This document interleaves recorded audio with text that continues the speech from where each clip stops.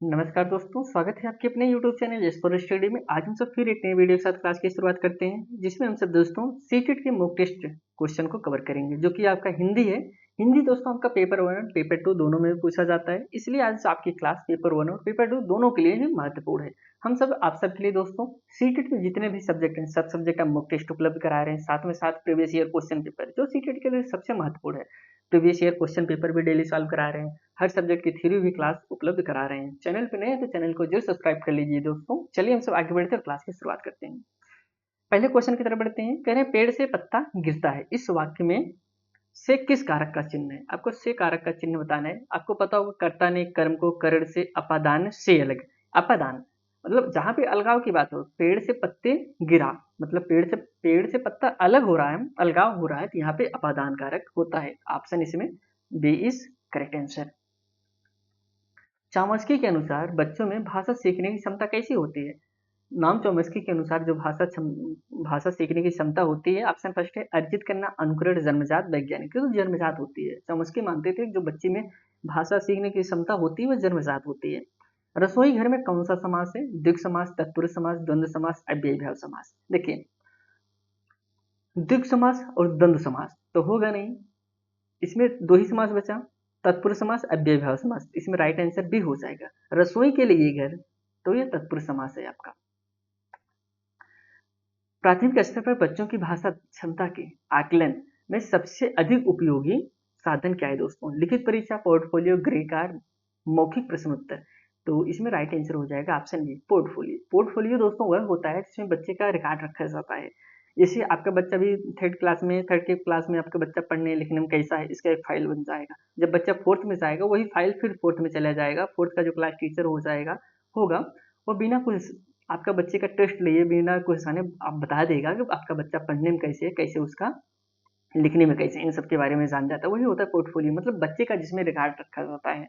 इसका निर्माण टीचर कर सकता है, बच्चा स्वयं भी कर सकता है, गार्जियन भी कर सकते हैं। निम्नलिखित में से कौन सा वर्ड कंठ से उच्चारित ध्वनि का उदाहरण है। च, ट, क, त। ये दोस्तों आपका सी का आपका कंठस्थ का उदाहरण है। पढ़ने की प्रक्रिया में सबसे अधिक महत्वपूर्ण क्या है। तीव्र गति से पढ़ना, शब्दों का शुद्ध उच्चारण, लिखे हुए पाठ का अर्थ समझना, फिर अक्षर पहचानना। दोस्तों पढ़ने की प्रक्रिया में सबसे ज्यादा जरूरी क्या होता है। लिखे हुए पाठ का अर्थ समझना। ऑप्शन आपका सी इज करेक्ट आंसर। सच्चिदानंद शब्द का सही संध विच्छेद आपको बताना है। सत धन चित धन आनंद, सच धन चित धन आनंद, सज्जिदन धन आनंद, या फिर सत धन चित धन आनंद। इसका सही संध विच्छेद ये होगा सत धन चित धन आनंद, सच्चिदानंद।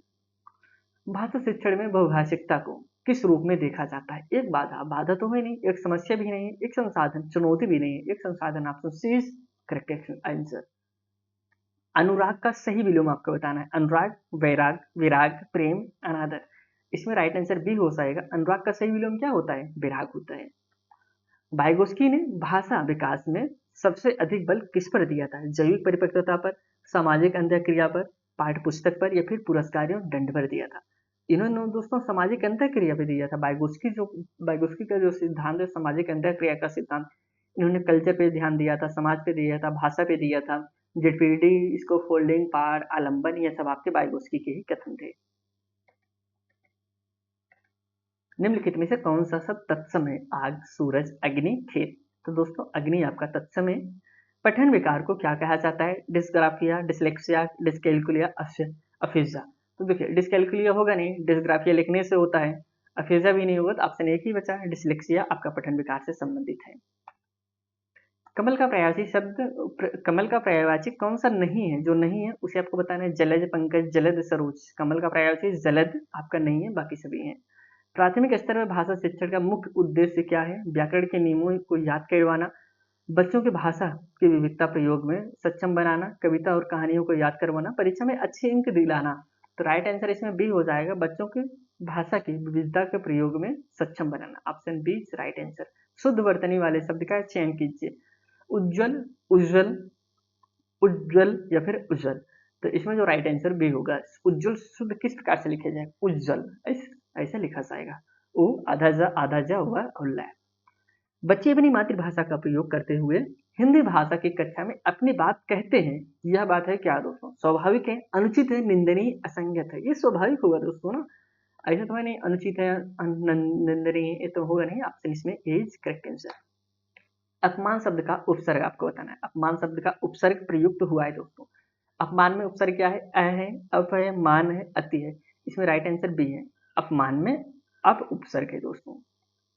सतत और व्यापक मूल्यांकन का मुख्य उद्देश्य क्या है? बच्चों को उत्तीर्ण अनुत्तीर्ण की श्रेणी में बांटना, बच्चों के सीखने की प्रक्रिया और प्रगति को समझना, केवल सत्र के अंत में परीक्षा लेना, बच्चों की गलतियों की सूची बनाना।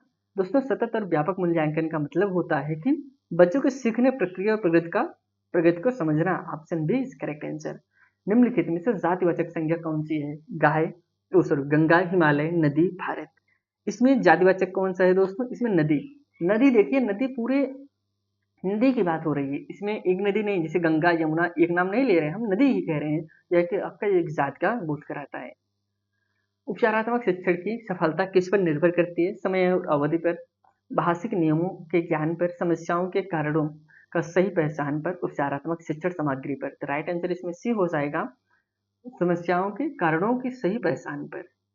सकर्मक क्रिया वाला वाक्य साटिए। राम सोता है, पक्षी उड़ते हैं, वह पुस्तक पढ़ता है, बच्चा हंसता है। राइट आंसर सी होगा, वह पुस्तक पढ़ता है, सकर्मक है।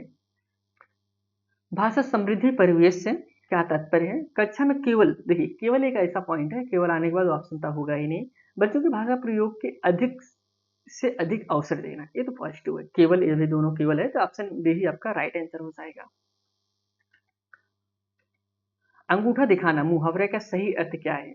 मना कहना, अंगूठा चूमना, चापलूसी कहना, मदद कहना। दोस्तों अंगूठा दिखाने का मतलब होता है कि एन वक्त पे मना करना। Option A is correct answer. भाषा अर्जन और भाषा अधिगम में मुख्य अंतर क्या है? पाठ्य पुस्तक का, सहज और स्वाभाविक परिवेश का, शिक्षक की उत्पत्ति का, या फिर भाषा के नियमों का।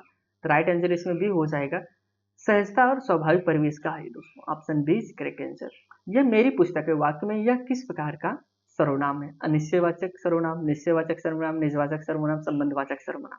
यह दोस्तों निश्चयवाचक सर्वनाम, यह मेरी पुस्तक है मतलब एक निश्चय है हो रहा है। Option A B is correct answer.